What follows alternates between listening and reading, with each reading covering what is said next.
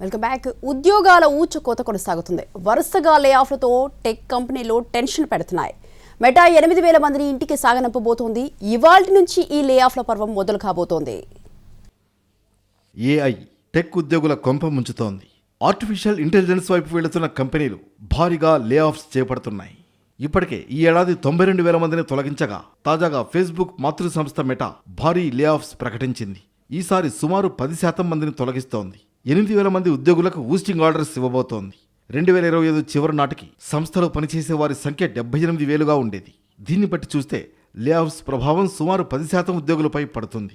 ఇదే సమయంలో కొత్త నియామకాలను కూడా నిలిపివేస్తోంది.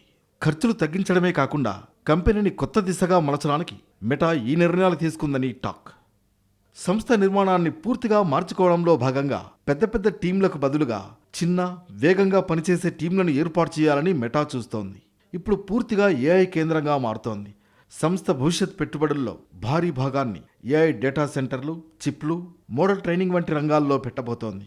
కంపెనీ తీసుకుంటున్న నిర్ణయాల కారణంగా ఉద్యోగుల తొలగింపు మాత్రమే కాదు, మరో 7,000 మంది కొత్త ఏఐ ఆధారిత ప్రాజెక్టుల్లో పనిచేయాల్సి ఉంటుంది.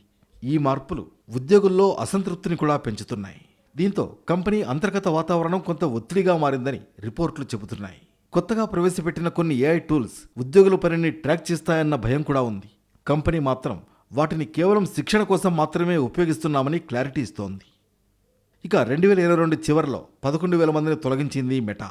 ఆ తర్వాత ఏడాదిలో 10,000 మందిని లే ఆఫ్ చేసింది. ప్రస్తుతం ఏఐ రంగంలో మెటా భారీగా పెట్టుబడులు పెడుతోంది.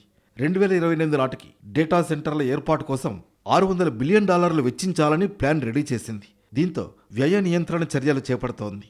ఈ లే ఆఫ్స్, ట్రాన్స్ఫర్లు కలిపి మొత్తం 20% సిబ్బందిపై ప్రభావం పడబోతోంది. ఈ ఏడాది చివరి నాటికి మరికొంతమందిని తొలగించే ప్రణాళికలు సైతం ఉన్నట్లు తెలుస్తోంది.